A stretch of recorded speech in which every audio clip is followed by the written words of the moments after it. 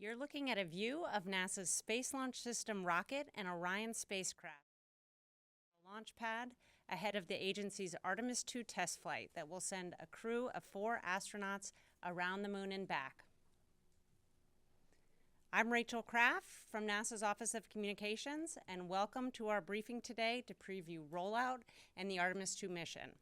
We're joined today by several NASA managers here to share more about how those preparations are going for the mission.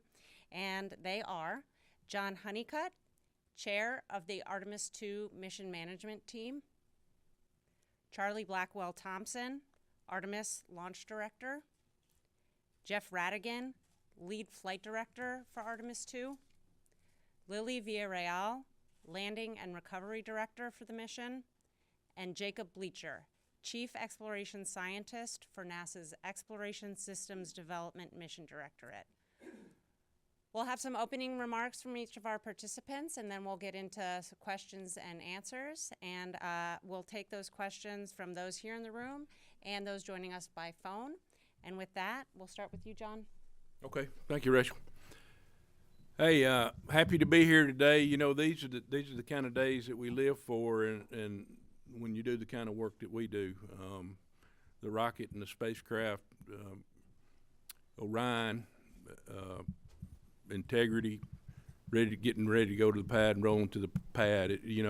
This group of folks to my left, as well as many others across the agency, are here. We're here representing a lot of folks that have done a lot of work to get us to where we are today. I'll just say it really doesn't get much better than this, and we're making history.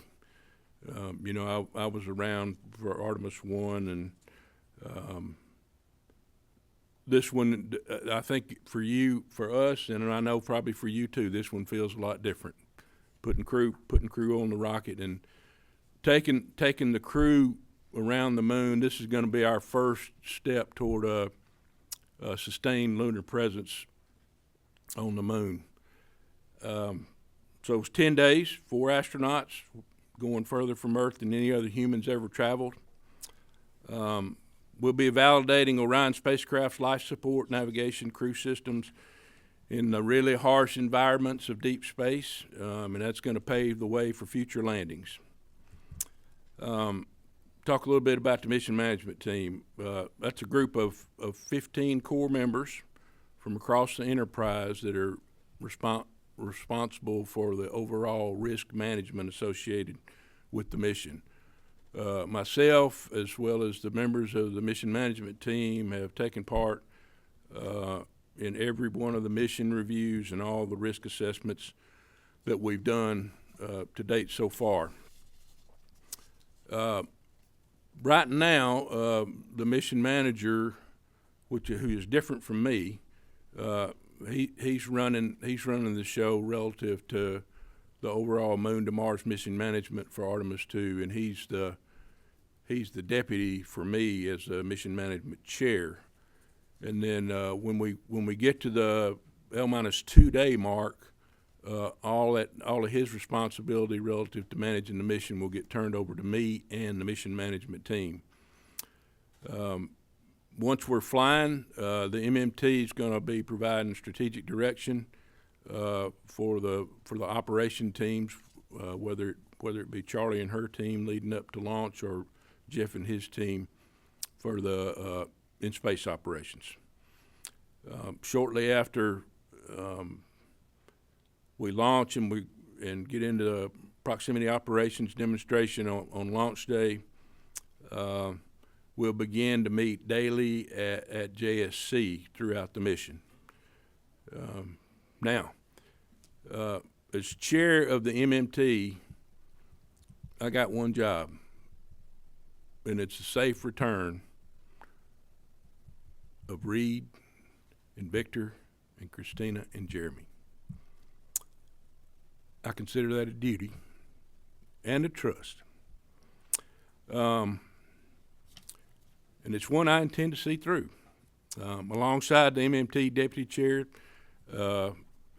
who I mentioned earlier, and the entire MMT. So to that end, I will tell you, we're going to fly when we're ready. From launch through the mission days to follow, the crew safety is going to be our #1 priority. Thank you. Rachel. Charlie. Hi, well, good morning, everybody. I'm Charlie Blackwell Thompson. I'm the Artemis Launch Director. It is wonderful to be in this room because when I'm here with all of you, it means that there's a milestone upon us, and we are approaching a big one for us as it relates to Artemis II tomorrow. You can see from the picture that was put up earlier, and I think we have another graphic, all of the platforms in the vehicle assembly building are retracted. We are on track for our rollout tomorrow morning. First motion is planned for 7 a.m.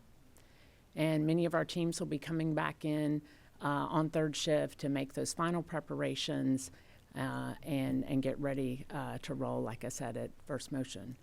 7 a.m. Takes us a little while to get out of the building, but about an hour after we get that first motion, you'll begin to see this beautiful vehicle cross over the threshold of the VAB and come outside for the world to have a look.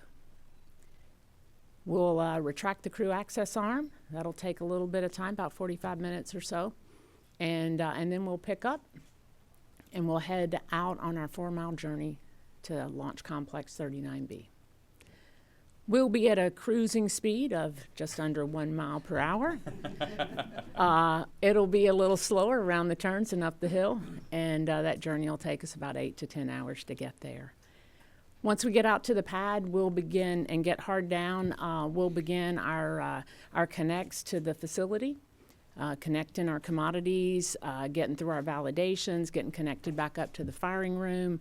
We'll get prepared to power up the elements. We have some crew access arm swings that are going to happen out at the pad.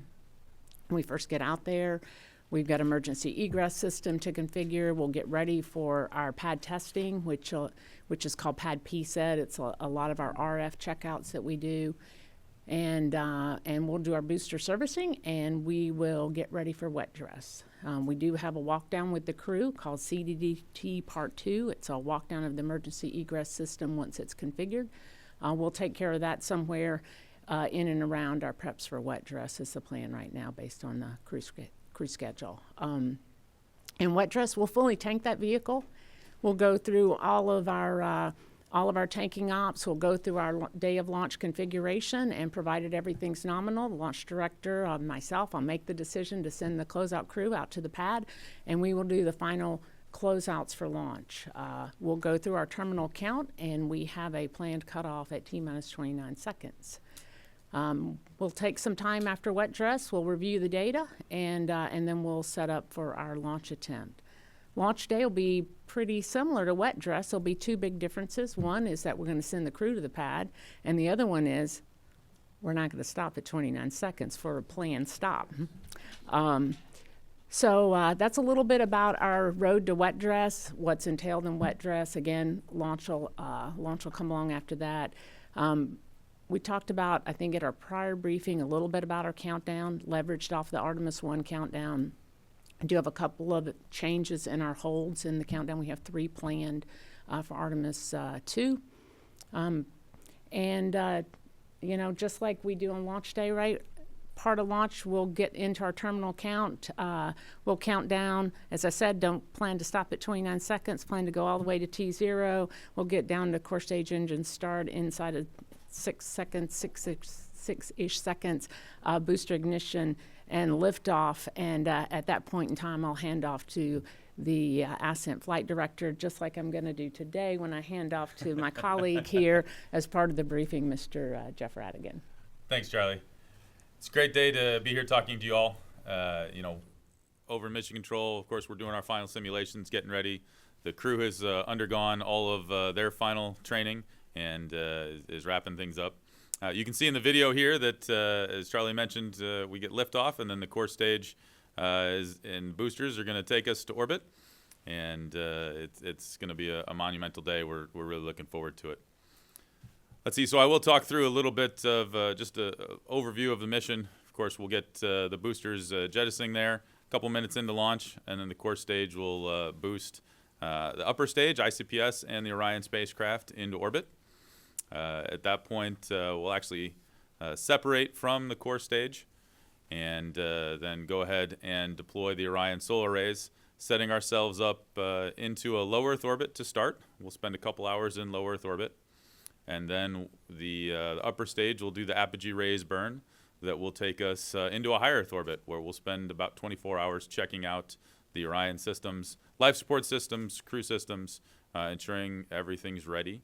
Along the way, we're going to do a ProxOps demo, and see, once this video completes, we'll cue the ProxOps demo video.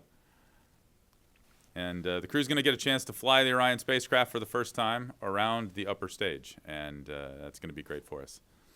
I mentioned the crew readiness. They're undergone all of their training, and I Reed, Victor, Jeremy, and Christina, they're all ready to get on the rocket and get on with the mission. It's one of the interesting things. I don't think they can get enough training. You always want more, to the point where we're actually installing, I think, their cockpit in quarantine, so they'll be able to do some last-minute training. But from my perspective, they're ready to go. Here you can see a video of the ProxOps demo of what we're going to do. We're actually going to separate. We're going to turn Orion around, and then the crew's going to pilot the spacecraft around the upper stage, the ICPS. This is what is going to give us data to ensure that we can dock on future flights. We're all looking forward to being able to dock with a Starship in the future, or a Blue lander. And on Artemis II, we're going to ensure that all of our models, all of our systems work successfully to be able to do those future dockings as we're in that high Earth orbit and doing a checkout. Let's see, after we get into that high Earth orbit and we do the checkout, of course, we'll consult with Mr. Honeycutt and the mission management team, make sure all systems are go for the translunar injection burn, and we'll take the crew to the moon. So let's see if we can cue the next video, please. It takes 3 days to get to the moon, and the crew along the way is going to be doing some additional, more detailed checkouts of the spacecraft. We'll ensure that we've got a good, healthy spacecraft before we leave Earth. But then, of course, this is a test flight. We want to put Orion through its paces. And then as we fly by the far side of the moon here, the crew's going to spend a day in lunar observation. So they're going to basically spend the day giving their observations on the far side of the moon, which hasn't been seen, parts of it hasn't been seen by human eyes before, so that'll be a great opportunity. And of course, they're going to take a fair amount of video and just have those observations. I will caution you that they're a long way from Earth, and signals are a little weak at that point, so we will get some video down, but the real high definition video will be post-flight when they come back. Finally, they're going to head on back home here and get ready for entry. It's a long mission. 3 days there, a day around the moon, and 3 days back. All of that to say that we have to set them up for entry successfully, right? Our one job, as Mr. Honeycutt said, is to bring the crew home safely. We need to hit the right entry interface corridor and bring them home. And once we do that, then the Orion will split into two. We'll have the CMA and the service module come off the crew module, which will then come through re-entry. And we've got a whole series of parachutes that slow down. We're going much faster coming from the moon than we are in low Earth orbit, and so we need to slow down a little bit more, and it takes more parachutes to do that. And so here we've got a video of what the re-entry sequence looks like. Of course, the crew's protected by the heat shield, and we'll go through a blackout period where we can't talk to them, and then come out the other side underneath the parachutes. Let's see, I do want to mention this is a test flight, and there's things that are going to be unexpected. I think we've prepared for those as much as we can, and we're very much looking forward to flying this mission successfully with the crew and learning what we need to on Artemis II. Moving forward and paving the road for future Artemis missions. Let's see. Next, I'll hand it over. Once the video here completes and the crew gets down safely, of course, we hand things over to Lily and her recovery team to go pick them up. Thank you, Jeff. If you can't tell, I'm just a little tiny bit nervous. So I want to really talk to you about recovery, and I represent such a wonderful team, so bear with me. My name is Lily, and I'm the NASA Artemis Landing and Recovery Director. I'm going to walk you through the process of how we will safely recover the Artemis II crew and the Orion spacecraft once they return from their trip around the moon. Within 24 hours of splashdown, we will be positioned in the Pacific Ocean within miles of the targeted recovery site, which is normally off the coast of San Diego. The recovery ship will approach the landing zone, and a team of Navy divers in small boats will deploy from the ship into the open water. Prior to splashdown, a team from Johnson Space Center will map where the elements are jettisoned from Orion, such as the forward bay cover, the drogue parachutes, and the mortars. And this is to make sure that our boats and helicopters supporting recovery stay clear of all this debris. The divers will be the first to approach Orion, and they will conduct assessments of the air and water surrounding the capsule to make sure that it's safe to approach and help the crew exit Orion. After ensuring the area is safe, they'll open the Orion hatch and help the astronauts from their seats to a large inflatable raft called the front porch.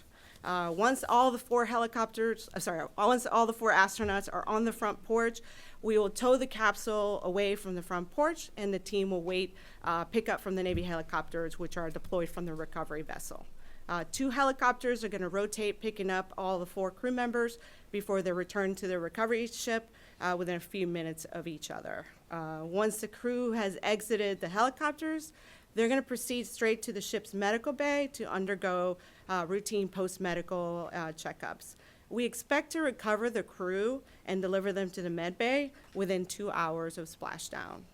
With the crew safely out of the capsule and in tandem, we're going to be recovering the capsule. Teams are going to work on towing the Orion into the well deck of the ship, pretty much similar to how we did that during Artemis I. The Navy divers will ensure that a system of lines are connected to the capsule to ensure that we can help tow the Orion vehicle onto the ship. When Orion is close to the ship, an additional line is going to be attached to a pneumatic winch that's inside the ship, and that's how we're going to pull the vehicle into the capsule. Once Orion is safely inside the ship, we will start making our return back to Naval Base San Diego. Depending on our distance or when we land, the Artemis II crew will either fly off the ship back to shore, or they will ride with the recovery vessel back to San Diego. Once we arrive back to shore, the astronauts are going to depart to go to Houston, while the NASA recovery team will complete some post-splashdown processing activities of Orion before we transport it back to Kennedy Space Center. Some of those tasks that we're going to do is perform all the initial assessment of the capsule. We'll remove some science payloads that need to be expedited, returned back to their original NASA center, and then we'll be ready to transport it back. I do want to take a moment to say that we want to thank our partners from the U.S. military who are supporting our Artemis recovery operations. Without them, we really could not have done that, and they have been there with us since the early days of human spaceflight. Our joint NASA, Navy, and Air Force team, we've been training for several years together to ensure we have a seamless recovery of Orion and the Artemis II crew. We had a very successful recovery of the Orion spacecraft during Artemis I, and we feel confident that through our testing and training, along with the Navy and the other collaborations that support us, we will make Artemis II just as successful. Thank you. Awesome. Thanks, and thanks, Lily. And I just wanted to say, you know, being nervous is just one form of extreme excitement, and I hope that you can all tell how excited we are right now. I did want to start by saying what a privilege it is to be here and an honor it is to be a part of the Artemis II team. I want to echo some of John's words earlier. That's not just our colleagues here at this table, but the thousands of people who have worked on Artemis II over the years, including you all. Thank you for being here to help us relay this information and tell this story. I have a song that I like to play often as I approach the VAB, Vehicle Assembly Building, for big events. It's the kind of song that makes the hair stand up on the back of your neck or on your arms. I'll confess I played that song this morning. because this is a very historic moment, an exciting moment. We're rolling out the integrated SLS and Orion for a flight that will carry 4 of our friends, our NASA family members, around the moon and bring them safely back to Earth. Artemis II is a test flight. It truly is exploration. There will be a number of firsts that we'll be proving out on this flight. And I like to say that during exploration, science is our toolbox for survival. With that in mind, I'm excited to present to you our Artemis II integrated research campaign, which involves activities across biology, human research, space weather research, and also some planetary geology. Our integrated campaign is designed to help unlock more time for science on future missions by minimizing crew time spent on other activities and increasing crew and support team efficiency on the science tasks themselves, all while learning how to best thrive in the deep space environment. During this flight, we will learn how the spacecraft behaves. Through our research campaign, we will also learn how we, human beings, behave in that same environment. The combination of these 2 things will help us optimize our time in future missions. We'll be flying a payload called Avatar, which stands for a Virtual Astronaut Tissue Analog Response. Basically, Avatar enables us to mimic individual astronaut organs, and Artemis II will mark the first time that these types of devices have been tested outside the Van Allen belts or away from the ISS. We will test if we can use these astronaut avatars as tools for measuring and predicting our human response to the deep space stressors. To evaluate this, scientists will compare Avatar data with space station findings we've already collected, as well as with samples taken from our crew both before and after the flight. For NASA, Avatar could help inform measures to ensure crew health on future deep space missions, including personalizing medical kits for each astronaut. For citizens here on Earth, it could lead to advancements in individualized treatments for diseases such as cancer. We'll also be flying an activity called Archer, Artemis Research for Crew Health and Readiness. For the Archer study, crew members will wear movement and sleep monitors called actigraphy devices before, during, and after the mission. These wristband monitors will enable us to study real-time health and behavioral information for the crew members and help scientists study how crew members' sleep and activity patterns are affected and how overall health and performance is affected. The study will evaluate how our crew members perform individually, as a team throughout the mission, including how easily they can move around within the confined space of their capsule. We'll also measure a set of immune biomarkers. For the immune biomarker study, crew members will supply saliva samples through the flight, and they have done so on Earth and will do so when they return for comparison. Scientists will gain insights into how the astronauts' immune systems are affected by the increased stressors of the radiation environment, isolation, and distance away from Earth during deep space flights. We'll also extend a set of ISS activities to the moon called Spaceflight Standard Measures. Astronauts will collect a set of measurements spanning multiple physiological systems to provide a comprehensive snapshot of how spaceflight affects the human body. We will conduct also physiological assessments, including testing their head, eye, and body movements before, during, and after the spaceflight, and that will be compared with blood samples that are taken before and after the flight as well.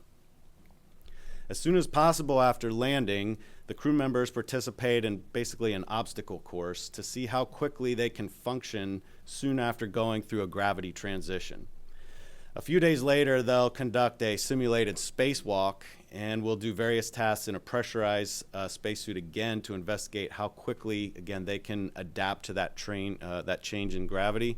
That prepares us for landing on the moon and eventually down the road going to destinations such as Mars. During the flight, we will make measurements with a suite of radiation sensors. You may remember that we've did something similar during Artemis I. Crew members will keep detectors in their pockets of their suits so that we can measure their individual exposure in real time during the flight. 2 other sets of sensors will also be placed in Orion.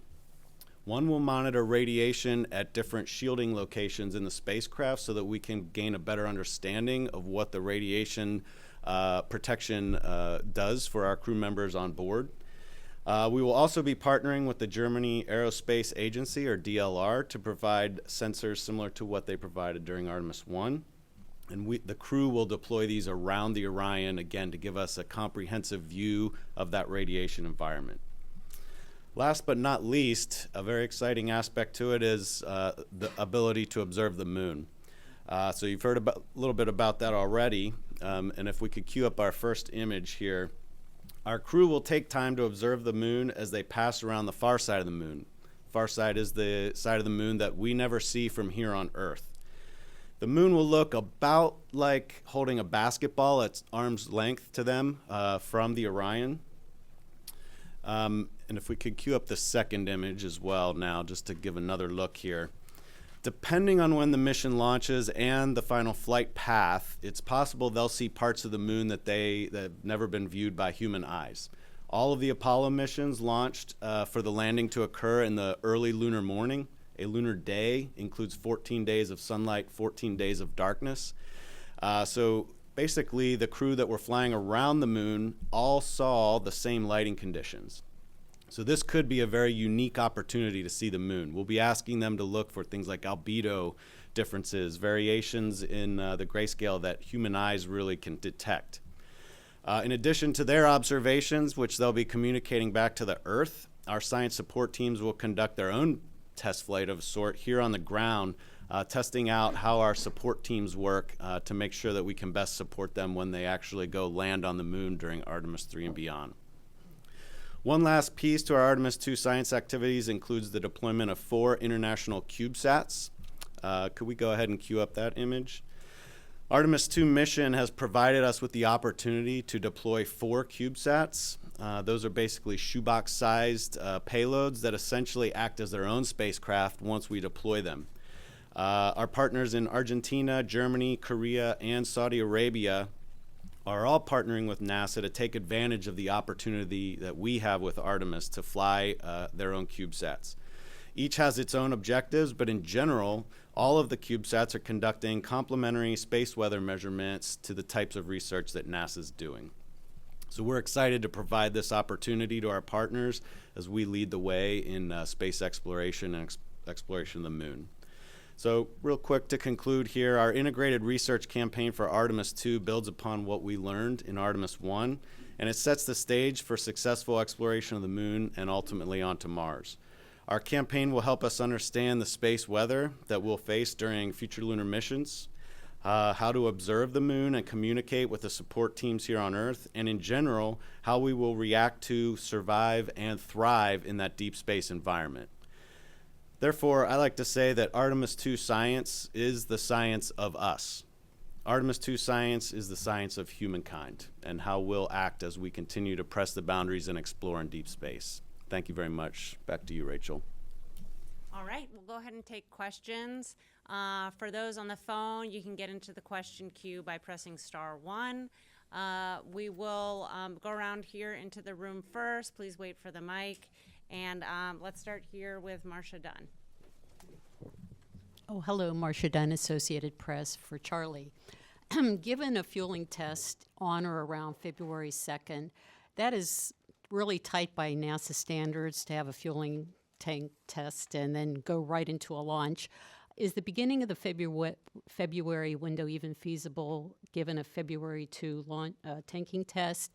And how perfectly does that test have to go for you to make any days in the February window? We need to get through wet dress. We need to see what lessons that we learn as a result of that, and that will ultimately lay out our path toward launch. With a wet dress that is without significant issues, if everything goes to plan, then certainly there are opportunities within February that could be achievable. Yeah. Just quickly, are you already just hoping to get to the end of the window at this point, or are the first few days of the window even possible at this point? I think wet dress is really the driver to that, and how it goes.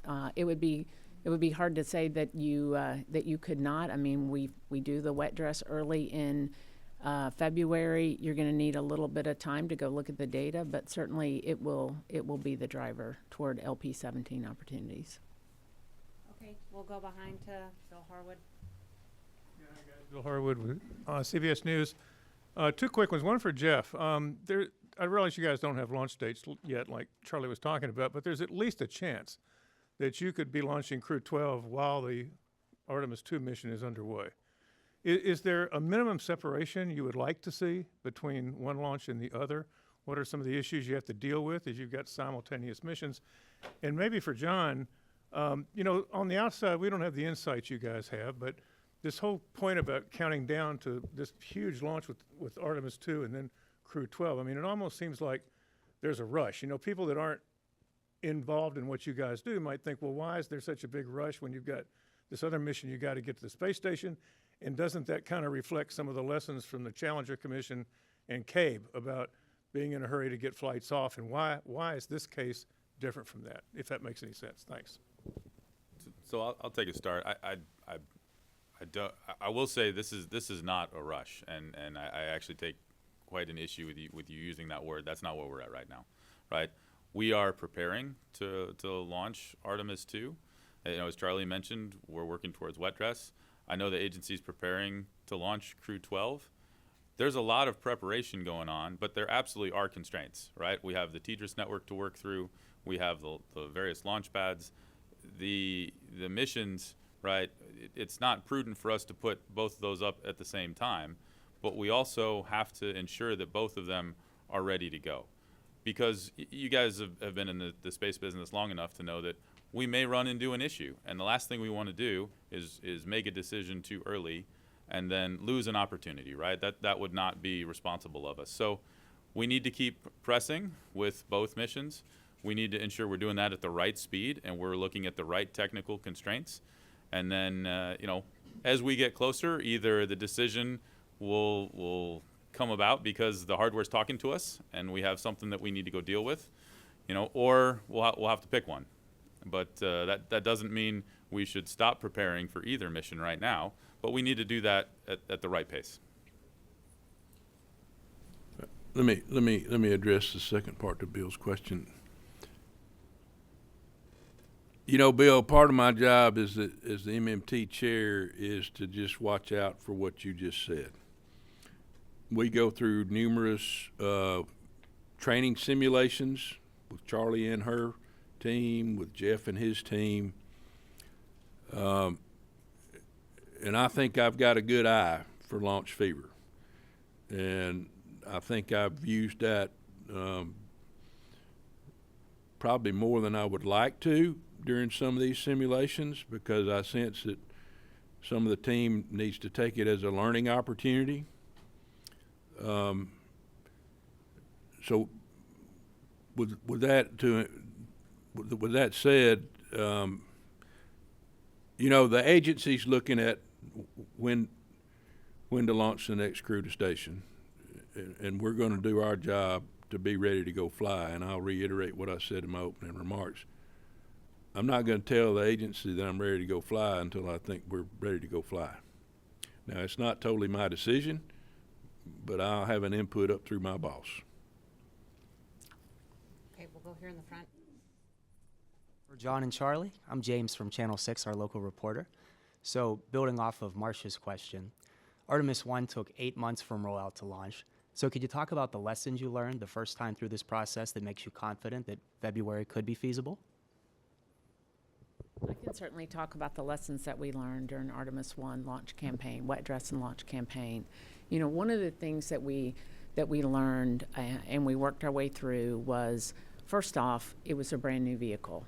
And so, as you know, we had some challenges through the wet dress, first with the LOX loading and making sure that we had the loading CONOPS that we started with and the one that we ended up with were slightly different, right? And that had to do with the fact that we were using some amount of legacy hardware, and we found that as we regulated the LOX pump, as an example, in our first two wet dresses, that if you think about having a single stage and an upper stage, and you have that piping that goes up the tower. As you regulated that pump and it slowed down, you would get some warm locks that would fall into that fill stream of the core stage, and so we had some trouble getting to the right inlet temperatures there.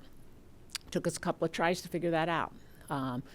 Then during wet dress 3, we had some issues with some hydrogen leaks, right? Hydrogen leaks.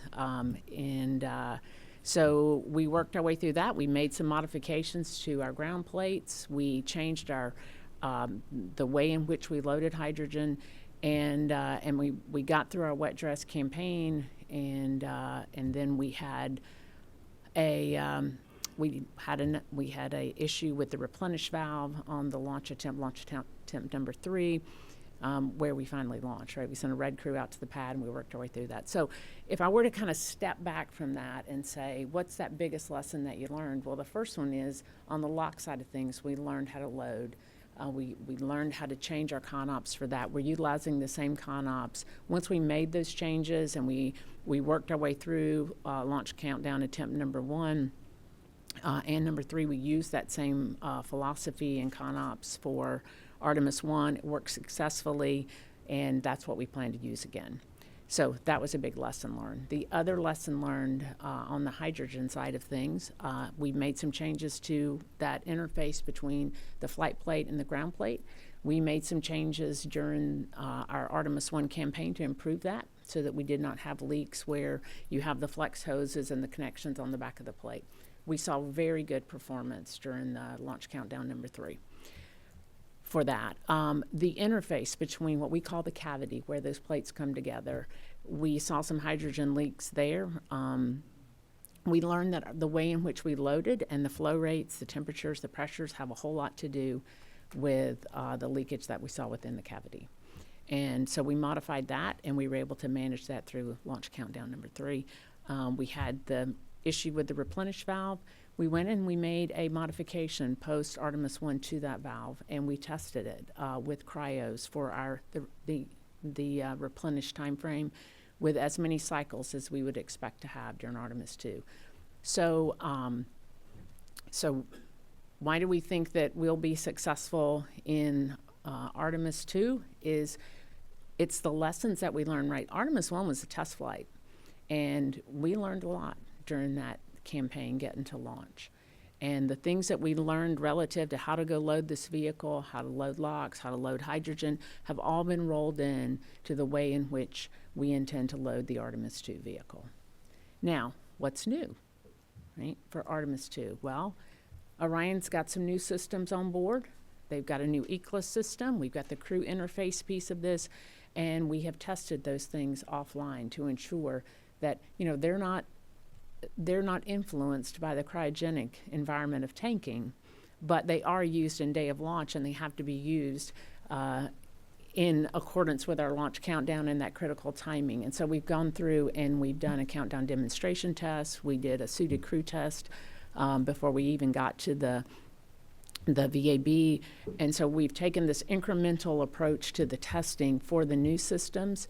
And so I believe that we'll be ready for wet dress. Again, we'll see. This is our second hardware build for the core stage, so we'll see how it performs. We don't have the benefit of a green run, but we believe all of the lessons that we've learned from Artemis 1, we have used that countdown and that philosophy as our building blocks for Artemis 2. Okay, we'll actually go to a couple of questions from the phone. We'll start with Lauren Grush of Bloomberg. Hi, thank you so much for taking my question. I'm just wondering if you could maybe walk us through the major technical checkouts that will need to take place once you get to the launch pad ahead of the wet dress rehearsal.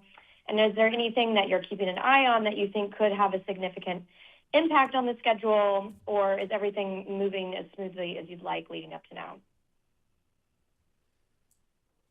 So I'll take that one. The things that happen once we get to the pad. One of the first things that happens after we get to the pad, we get connected, is we'll do some crew access arm swings. That is about a day or so after we get there. Of course, the first part after we get to the pad is just getting all the connections, all the validations, getting tied back to the firing room, getting ready to power up the individual elements. And so that is something that, you know, you never want to say that's something that is routine, because you can have hardware that fails at any time. But I would say that's something that we did a number of times through Artemis I. There are not substantial changes to that. We will get into our crew module work. There is some unique work that we did not have to do during Artemis I because we didn't have all of the crew systems. We have late stow, we have other things that we have to do. We're going to power everything up, all the elements. We'll get into pad PSET, mostly RF testing there. We've tested all these systems in the vehicle assembly building, but it's not in the RF environment of the pad. And so we'll go through and we'll do all of that checkout. We load the boosters. Again, there's some weather dependencies there, so we'll certainly keep an eye on the weather. Luckily, we're not trying to do it in the summertime when you have lots of thunderstorms, so makes it a little bit easier this time of year. There's nothing in particular through the whole pad flow that I would look at and say, you know, this is the thing that is the driver to wet dress, right? All of the work has to get done. We have incrementally tested all of this offline or in the integrated environment of the VAB. And now it's just getting out to the pad and testing those pad interfaces, that launch pad environment with the RF. I mean, wet dress is the big test at the pad. That's the one to keep an eye on. I guess if you're watching one and you say which one is the driver, that's the driver to launch. So that's the one to watch until we get to launch day. Okay, we'll take another question from the phone, and then we'll come back here into the room. Next, we have Jackie Waddles with CNN. Hi, folks. Thanks so much for doing this. So question for Mr. Honeycutt on the heat shield. I was curious, do you expect the heat shield to play a big role in flight readiness review or this risk assessment? Where do you personally stand on that? And then kind of on that line of thinking, just for clarity, who exactly is giving the final go for launch? Like, does this need to be a unanimous decision within the MMT, or do Jared or Amit have final say? Just some insight into that process would be wonderful. Thanks so much.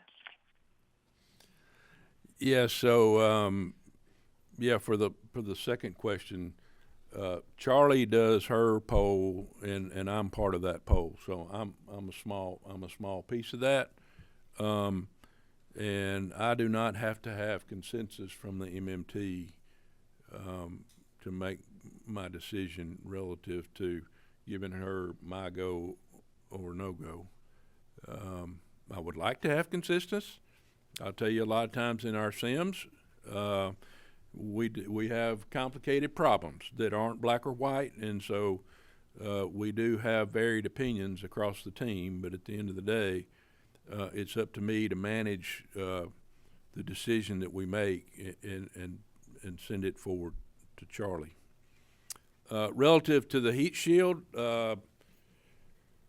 we started that work back when I had my old job, and before I got this job, and so I was paying attention to it then, but even more so now. We're changing, and I'm going to pass it to Jeff on this in just a minute. But just from my perspective, I think we've done the work, the analysis, and the testing to show that we're in good shape for the mission profile that Jeff and his team have planned. You want to add anything, Jeff? So what I'll say is, through the testing that we've done after Artemis I, and the work that we've done here on the ground, we understand the limitations of the heat shield on Artemis II, and it's incumbent upon us to fly within those limitations. So things that we've changed, right? We've changed the entry profile so that we're flying a profile that the heat shield can handle, and we're also ensuring that we launch on a day where the demands of the heat shield are lower. And so, really that turns into a range requirement to fly. Not the 4,000 miles of entry that we flew on Artemis I, but the 1,775 miles of entry that we're flying on Artemis II. And so, the heat shield, yes, we understand there's some limitations with it. And so from a mission design perspective, we're making sure that we fly within those limitations. And that's how you know, we're going to keep the crew safe. We're going to make sure that we're staying within the bounds of the hardware. And I think, you know, as John mentioned, you know, the heat shield is being, I don't want to say redesigned, but it's being updated for Artemis III to try and get back to that longer range requirement that we'll be able to meet for those future Artemis missions. But for Artemis II, of course, we've got that lower range, which is why we have, you know, fewer launch opportunities. You know, that we're making, you know, Charlie's life a little bit harder by not having as many days we can launch on. But that's the right thing to do to keep our crew safe. Okay, let's go here to Irene. Thanks very much. Irene Klotz with Aviation Week and Space Technology.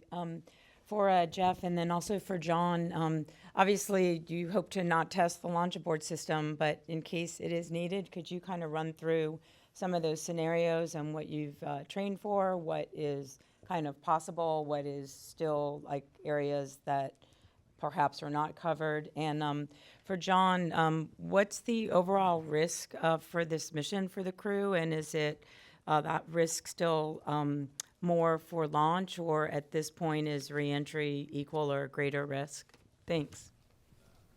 I'll answer the second part now. You know, anytime you got this much energy that you're putting into a system like this and a lot of dynamic events, you know, there is some risk. It's our job to either understand those risks and make sure that we've mitigated those in a way that we feel comfortable with and we can execute the mission. As Jeff said, though, this is a first time with crew. There's been some. We're flying a lot of new pieces to the configuration this time.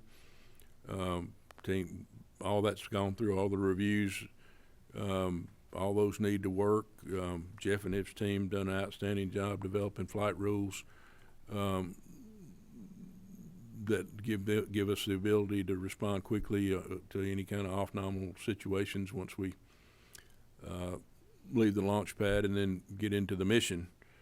And then, as Jeff mentioned a minute ago, you know, the dynamic event of hitting the entry interface and then coming back into the Earth's atmosphere is obviously one that's where you're putting a lot more energy into the system.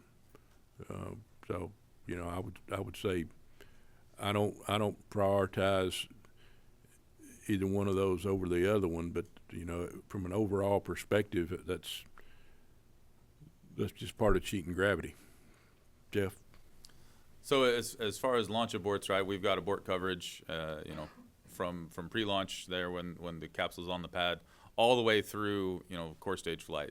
If we were to have an issue, and you know, obviously you're right, we don't want to have one, but if we did have one that would require the crew to take the last abort, that is an option to them the whole way through until we jettison the last. After we jettison the last, at that point, we still have aborts where Orion would separate from the ICPS and then use the Orion engines actually to perform the aborts off of the core stage. And so it's really set up such that they always have an abort option. It's going to be a fair amount of G's. If they have to ride the last, of course, the boosters will still be burning at that point when the last engines ignite and pull the Orion off the top. But it's a case where the crew will survive and we'll get them home, and we'll be able to go on and get them home safe. Take one in the back. I feel the excitement too. It's a great day. Greg Redfern with WTOP Radio up in Washington, D.C. 2 questions. 1, if you can't make this launch window by April, when would be the next one? And the second one, a little lunar science. You're shooting for a lunar full phase on the far side, but what would be your limit if you can't make that as to the lunar illumination that you'd like? Thank you very much. And light that candle.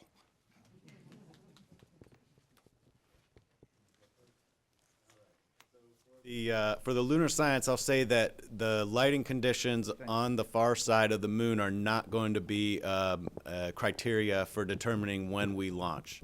So what we have done is make sure that the astronauts are trained to provide us with observations regardless of the lighting environment.